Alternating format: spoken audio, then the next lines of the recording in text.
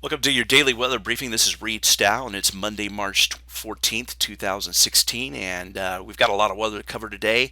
It's going to be kind of a busy early part of the week, and we'll take a look at what's going to happen later part of the week. First of all, let's take a look at the current weather conditions across the United States. And as you can see, starting in the northwest, we've got a strong onshore flow here with scattered showers and snow showers in the mountains. Decent temperatures at this point in time, nothing too crazy, with a trough of low pressure moving in there. Across the southwest right now, it's very nice and crisp across the southwest, with temperatures ranging from the 30s all the way up to the low to mid 60s. Looking at the central plains, quite a bit of fog and light drizzle, with the southerly flow beginning to develop with this trough that's moving out of the Intermountain West. But temperatures are relatively mild at this point, nothing crazy as far as cold weather.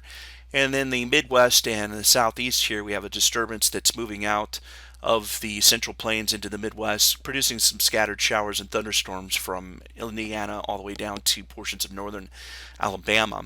And then the Northeast, we have a little bit of a cool air pocket there with some scattered showers and some, looks like a little bit of ice going on there across the mountains of Massachusetts there. But across the United States, basically the temperatures are relatively spring-like, nothing too crazy. Southeast portion of the United States, probably the warmest at this point in time, with temperatures in the mid to low 70s at this time. So current watch warning map, we have several dense fog advisories across the central portion of the United States. This will become more common as we go further into spring and we get more of a southerly flow off the Gulf of Mexico. Flash flood watches and flash flood advisories and warnings continue from the flooding from last week. Winter weather advisory across most of Maine at this point in time. And then in the central plains, we've got fire watch advisories and also red flag watches in effect because of very dry conditions and strong winds that will be in that area later today as the disturbance moves out of the Intermountain West. And with that disturbance, we've got several areas of winter storm watches and warnings, as well as winter advisories from extending all the way from um, Idaho into portions of Wyoming, all the way down to portions of northeastern Colorado, back into Utah. And then across the west here, we've got wind advisories for strong winds that are going to be associated with that onshore flow, and as we can get continued disturbances moving in off the west coast here. And north of San Francisco north, we pretty much have a lot of winter weather advisories, some flash flood watches, and coastal advisories due to the onshore flow there. Looking at the eastern satellite picture, this is the infrared satellite. I left it as visible, sorry about that. You can see quite a bit of disturbed weather sitting off of the North Carolina and South Carolina coast here with a disturbance that's moving off. Still some precipitation, obviously, in the northeastern portion of the United States there with an upper level low there. In the Midwest, we have our little compact low pressure system that produced quite a ruckus in Arkansas yesterday. That's moving out and producing some showers and thunderstorms there in the Midwest and Tennessee Valley. That'll be translating eastward. And then we've got just on the outer fringes here of the eastern satellite, the new disturbance that'll be coming in and creating our next batch of potential severe weather tomorrow. Looking at our western satellite picture, pretty clear we have a strong westerly flow, zonal flow moving into the western portion of the United States with a lot of cooler air moving into the northwestern portion north of San Francisco, but anticyclonic air south of San Francisco with pretty much dry and warm weather that will be taking place the rest of this week.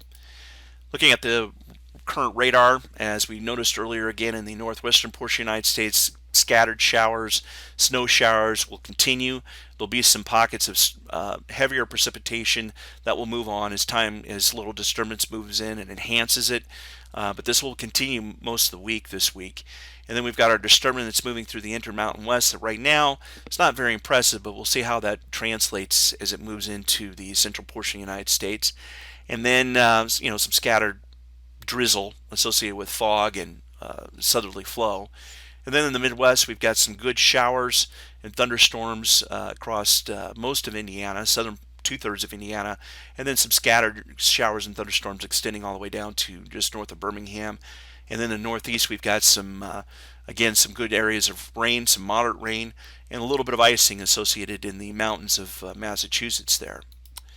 Now we're going to look at the severe weather analysis. And yesterday, last week we had talked about that we thought the severe weather potential was going to be greater than what was forecasted. And sure enough, by Sunday, they had issued an enhanced risk for portions of most of Arkansas here. And that's where most of the severe weather happened. And there was at least 4 tornado events that took place, some significant hail events that took place, at least 2 inches in diameter and greater.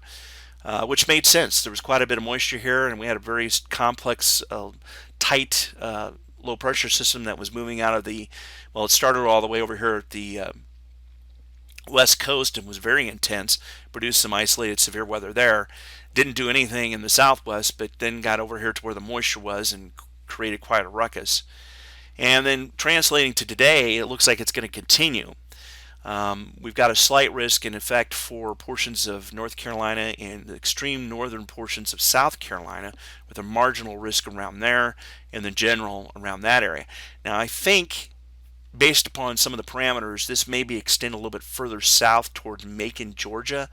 It's kind of a 50-50 chance right now. There's some conditions that is going to inhibit that. But if parameters can come together, I think you might see this dip down a little bit further south. So I think northern Georgia should be alert to the fact that from about Macon north, should be alert to the fact there might be a greater risk a little bit later on today. And then in the central plains, we've got a marginal risk as our disturbance comes out of the Intermountain West. For later tonight, or this evening and tonight, as it begins to tighten up, we've got a marginal risk from southwestern portions of Iowa, extreme northern portions, northwestern portions of Missouri, and southeastern portions of Nebraska. And then we've got some general thunderstorms pretty much associated with that onshore flow and the cooler air aloft that will keep the air pretty unstable across the northwest and into the Intermountain West. However, tomorrow, and we're going to look at this briefly, and we'll look at this in more detail later, we do have a slight risk for portions of northern Illinois and most of Indiana and a little bit of portions of western Ohio, and then a marginal risk surrounding that area. But we'll look at that a little bit later. Today, I want to look a little bit more at the parameters associated with today's event. Obviously, there's quite a bit of moisture sitting along the east coast here, centered over North Carolina and South Carolina. The dew points well into the mid and upper 60s and a few 70s showing up there, so I think moisture is plenty available. Moisture is increasing across Alabama and portions of western Georgia here, and I think as this upper level low translates, if it can continue to increase again anywhere from Macon north, I think could be brought into that slight risk, or at least more into the marginal risk. And we'll look at some of the instability parameters here. Looking at the Cape values, again, there's no question about North Carolina, South Carolina, and I think really at this point, depending on where this trough or this frontal boundary goes, I think this northern fringe of the slight risk may be dropped down to marginal risk, because I think most of the more unstable air is from around Raleigh all the way to Columbia. And that's where the main axis, I think, is going to be at this point in time. And so as this trough comes across, it doesn't mean there's not going to be severe weather, but I think the greater severe weather is going to be in these portions where the greater instability is. Now, Georgia at this point doesn't really have a lot of instabilities, but there is some unstable air sitting over in Alabama that still needs to translate eastward. Depends on how much of it gets eastward. Now, the parameters that's going against Georgia from receiving severe weather is the inhibition, the convective inhibition. There is some stable air that's sitting over Georgia at this point in time. A little bit of warming aloft, some capping going on that's going to prevent the possibility. But if this can break, there is clear air here. I believe there's, the moisture will be increasing as time goes on with the flow. It's not super huge, but it's something that needs to be watched. Obviously, there's no inhibition sitting over northern and North Carolina or South Carolina, especially over central portions of South Carolina.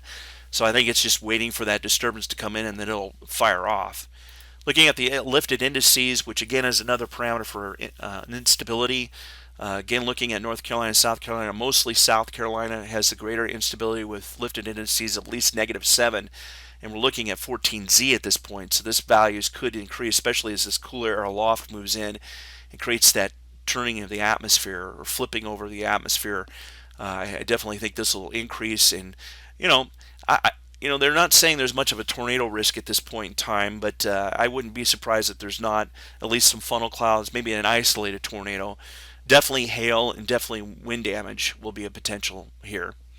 Again, lifted indices sitting over Alabama around -3, -4. This will be translating eastward. So again, if this weather can be flipped over here, atmosphere can be flipped anywhere from Macon north, there could still be some severe weather there. We just need to monitor that. Looking at the EHI values, these aren't super great at this point in time.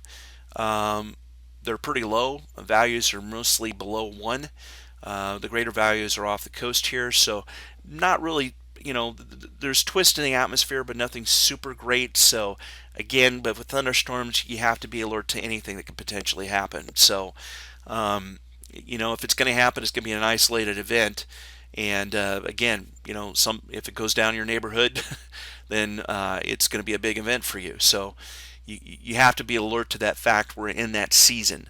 And these parameters can change and ramp up pretty quickly as time goes on. I think, again, we have to watch out for North Carolina and South Carolina. And I think that it could increase as time goes on. Looking at the Supercell Composite Index, again, the greater values are sitting over southern Alabama. These could be translated into portions of Georgia and could increase over time. Again, we have to monitor that. This is what I'm saying. We have to be alert to that. North Carolina, South Carolina, the values are not super high, but they're high enough that definitely supercells are a possibility. I think they'll increase over time. Significant tornado parameters, obviously much greater over southern Alabama. Again, if this translates and is able to get acclimated within Georgia, values could be higher there. Definitely the values are high enough for South Carolina, but North Carolina is kind of weak at this point in time. So I'm not saying there's going to be any significant tornadoes, but we just have to be alert to that. Again, it's this time of year. Let's look at the winds aloft at this point at 18Z. One of the factors that I often looked at is the 925 millibar winds, and that's a good factor to kind of see what the surface winds are doing. And if you get a lot of backing surface winds with a strong winds aloft, your shear values are going to increase, your speed shear and directional shear are going to increase. I would say from a directional shear standpoint, that's kind of weak here in this aspect. So that's one of the reasons why I think the tornado threat is kind of low for these areas where the slight risk and marginal risk would be at this point. So I think that's kind of an inhibiting factor for any kind of major tornado situation. But again, we can't rule that out. Looking at the 850 millibar, there is a little bit of a stronger low-level jet. It's not super strong. It's about maybe 35 knots. Again, the flow here in general with this ridge in place is kind of blocking the onshore flow of the direct flow of the Gulf of Mexico, and it is more from a southwestern instead of a southeastern point. So the directional shear again is kind of weak here. It's more unified in the sense where the rest of the flow is. But again, it's not going to prevent any storm from rotating. It just may not rotate down to the surface to produce tornadoes. Definitely, again, a hail threat and a strong wind damage could take place, but I think more the hail threat is probably the greater aspect here. Looking at the 750 millibar winds, a good little jet max associated with this upper level low, and remember this upper level low is going to be dissipating as it moves towards the east. It's not going to be intensifying, so these will be decreasing as time goes on. But 750 millibars winds, a little bit of a defluence here, especially over South Carolina at this level. But these winds are about 40 to 45 knots. Looking at the 500 millibar level, we do have mostly a kind of a westerly flow, kind of almost a west-northwest flow here with this upper level low, kind of a negative tilt here. So there is a good defluency sitting over portions of South Carolina and North Carolina. I still think South Carolina has the greater risk for severe weather today than North Carolina. And the winds here are not super fast. Again, they're between 55 and 65 knots. Stronger jet here across the west, ranging from about 90 to 100 knots. So, again, good defluence here aloft. So, venting of the thunderstorms. There's a better risk here over South Carolina. So, that's the reason why I think we'll have a greater hail risk there. Looking at the 300 millibar level, winds here aloft are pretty weak. And so the speed shear is not as great either. So that's kind of another inhibiting factor that we have associated with this. Moving on to our aviation segment here, we're going to look at the convective segments, and we do have some scattered convective segments for thunderstorms off the North and South Carolina coast. We saw that on satellite earlier with chance for thunderstorms greater in that area. A few pockets of thunderstorms in the Midwest, tops up to 30,000 feet, and over portions of northern Alabama and south central Tennessee for 35,000 feet. Again, this convective segment will be extending outward as more thunderstorms will increase throughout the day. In the Intermountain West, we have some thunderstorms around the Salt Lake City area with tops up to 30,000 feet, and some scattered thunderstorms that will develop later there today. And then some thunderstorms associated with the cold air aloft that can produce some marginal hail actually across the northwest. Now, right now across the Central Plains, there's no convective segments in effect, but I think expect later today, later tonight mostly, we'll begin to see some convective segments, especially towards the morning time as we begin to see some convection develop within a low pressure system there. With the strong onshore flow, we have a strong jet max that's coming in. We saw that earlier in the winds aloft over the Sierra Nevadas between 31 and 39,000 feet, so we've got moderate turbulence there. And then obviously wherever there's thunderstorm activity, there's going to be turbulence associated with those thunderstorms. And no icing at this point in time to really have any kind of airmets in place or segments. So, but I would expect any kinds of, especially in the northwest and in the northeast, we might have some isolated icing events take place. Now we're going to look at the 5-day outlook here. And starting with today at 18Z, on the East Coast, our little disturbance here will be taking a little bit of a negative tilt here, and we'll be moving in towards the Carolinas and along the East Coast here with a little bit of a defluence aloft. Strong disturbances continue to move in with the onshore flow into the northwest portion of the United States, and we have a strong disturbance that's going to be coming out of Canada and moving into Montana here for later today and tonight that we've got to keep our eyes open. Looking at the surface features, not a lot of surface features associated with that little disturbance along the east coast there. We do have a little bit of low pressure system sitting off of the Delmarva area. Again, producing the precipitation into the northeastern portion of the United States. And then looking in the Central Plains, we have a surface low that's beginning to form in southeastern Montana. This will begin to intensify as the jet max and upper level support begins to move into that area. Quite a bit of snow and rain along the northwest there. Looking at Tuesday, and now today we're gonna look a little bit more in depth on Tuesday because this is where our next severe weather potential will be. Our low across the eastern coast will be moving off. Will be slightly intensifying at this point in time. Will provide more precipitation on the surface for the northeast, and a little bit cooler air being brought down behind that. But in the Central Plains, our upper level low or surface low. Now the models have been all over the place with this. At one point we had a strong surface low sitting around, I believe it was around the Quad Cities, and the surface low was at about 973 or 998 millibars. And that would have been more of a dangerous severe weather event. Now they've got the surface low all the way up into Canada at 993 millibars with a included front all the way down into the Central Plains. And the upper level support, we have two levels of vorticity maxes, one that's translating with a lot of energy into the Central Plains and one hanging back into with the upper level low into Canada. Now this is the current situation that we have now at this point in time, but we're going to have to watch this because again the models have been all over the place.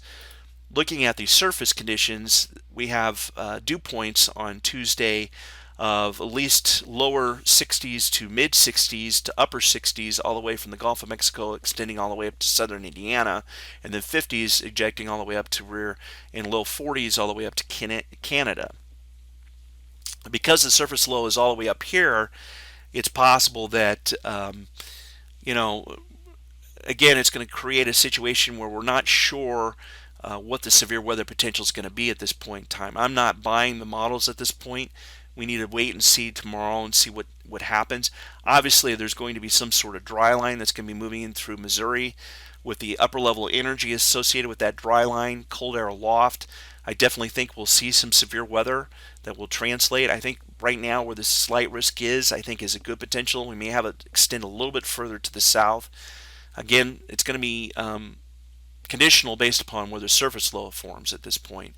Looking at the Cape values, the more unstable air, again, now this is the GFS, which tends to underdo the Cape values, but most of the more unstable atmosphere is going to be from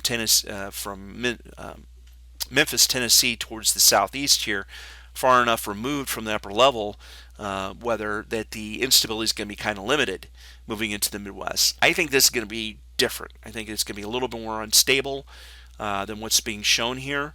There's going to be plenty of time for heating, I think, aloft. A lot of it depends on what kind of convection blows off that develops over here around Iowa and Nebraska, and how that affects this warm sector down the road.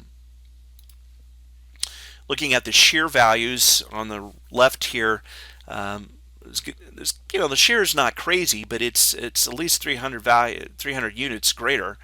And definitely there's going to be rotation in the atmosphere from northeastern portions of Illinois through most of Indiana.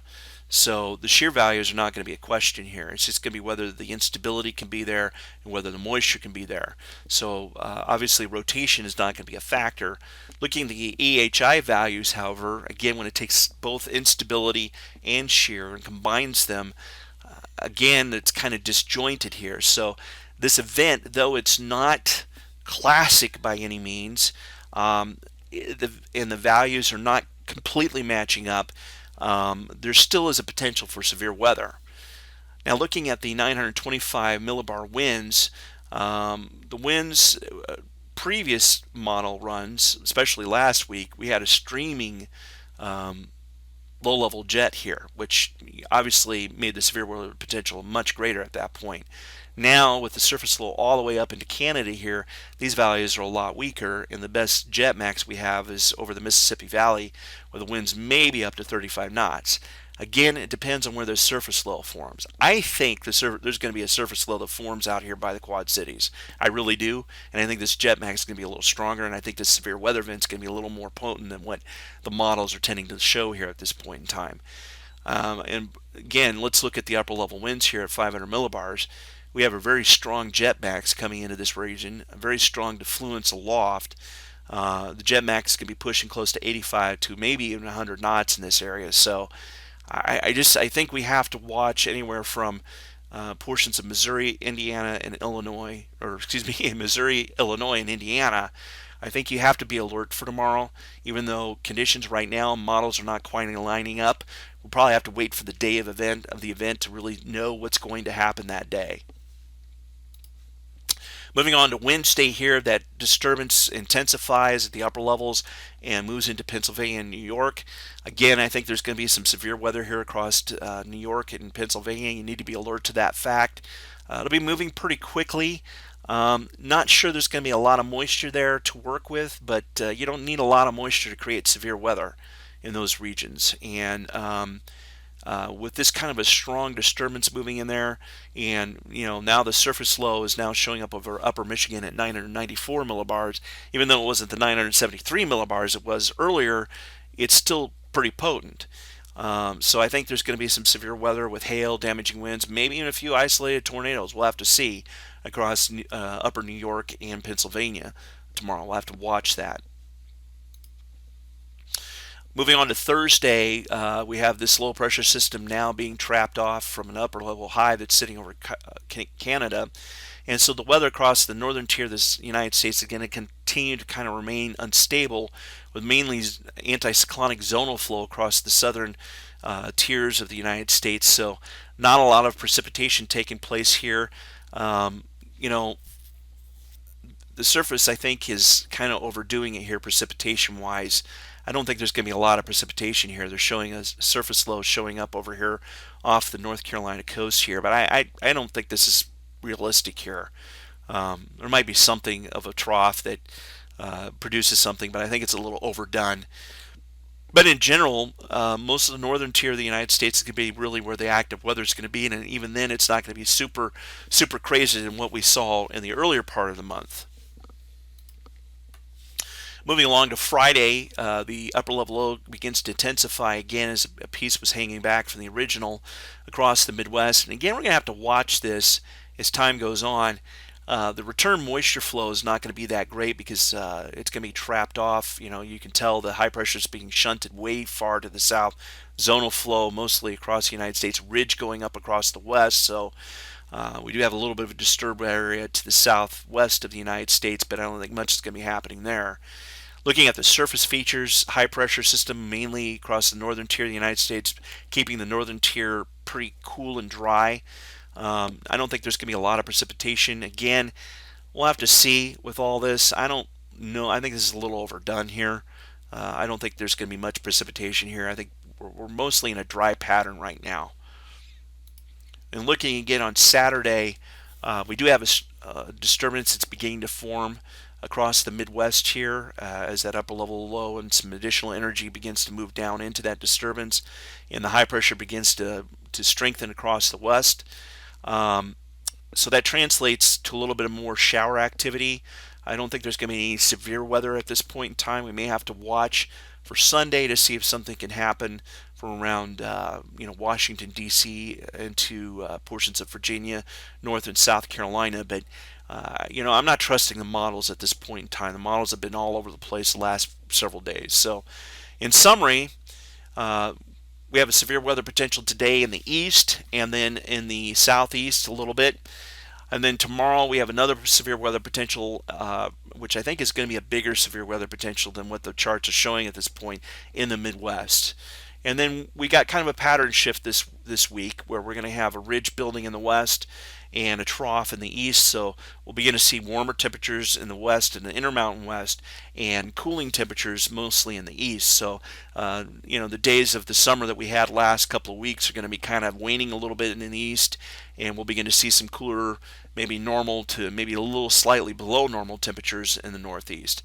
So I want to thank you for hanging out with us today, and we hope you have a great week. We'll talk to you tomorrow.